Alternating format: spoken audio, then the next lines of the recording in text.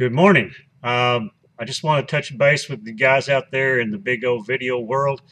This is Kendrick Kelly. I had an interesting thing happen to me this weekend. I went to a convention and I listened to some top-notch speakers, motivational speakers, and people who are putting their money where their mouth is. But there was one gentleman that they tried to get with this organization. They tried to get a gentleman by the name of Marshall Goldsmith. Now, Marshall Goldsmith is probably the most sought-after speaker anywhere in the entire internet and business community. Now, he wrote a book called Mojo. Here it is, Mojo, Mojo, Mojo, how to get it, how to keep it, how to get it back if you lose it. Marshall Goldsmith. I read through this book just quickly while I was at the airport, picked it up at the airport after the convention. Now, here's the deal. Let me get my reading glasses because I have to have them.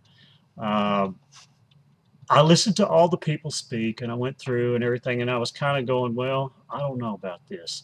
And the people around me, we weren't the stars of the show, of course, but we were all talking back and forth, and I started noticing something that was kind of the main theme, or the I guess you'd call it the gist of the conversations. You could tell that the people who weren't up there, at least the folks I got to visit with, were not really gung-ho.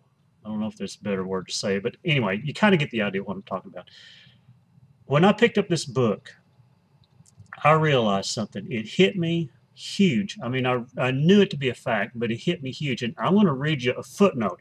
It's on page 19 of this book, Mojo. And if you read it, you're going to miss this. And it's very, very important, especially for those folks of you who are within organizations and you have what they call a sponsor. I think some people call it upline or whatever. We call them coaches. Now, here's what this gentleman said.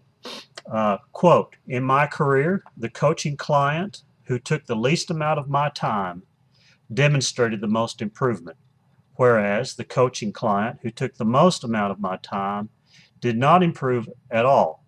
If my involvement was the key variable for achieving lasting positive change, more interaction with me would have led to more improvement, but it just doesn't work that way."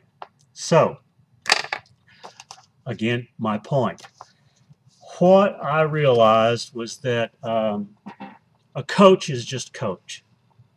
You don't see the coach running out there to throw the ball for the pitcher or the quarterback. You don't see the coach running out there doing the blocking and trying to run with the football for the running back and for the lineman. No, the coach is just the coach. The coach takes all the information he has and he sees and observes, watches what his players are doing, and he has people surrounding him that teaches the players, do this, don't do this, and you'll be successful. Now, the players have a choice. They have an option. Do I listen to what they have to say to me, or am I going to try to do it on my own, on my onesies, as they would say? So, to all the folks out there, and some of you may view this video, that met me at the convention, my point is this. Let your coach be the coach. But your success or your growing entirely is dependent upon you putting yourself into the thick of things. The lineman gets better by going through the exercise. The quarterback gets better by actually playing the game, not practicing so much all the time, but actually getting to the thick of things. So I hope that this is some help to you. I strongly, strongly recommend that you get this book, Mojo, Mojo, Mojo. I'm impressed. I understand now why this guy is like the pick of the crop for motivational speakers. So we'll check with you later on, and here we go.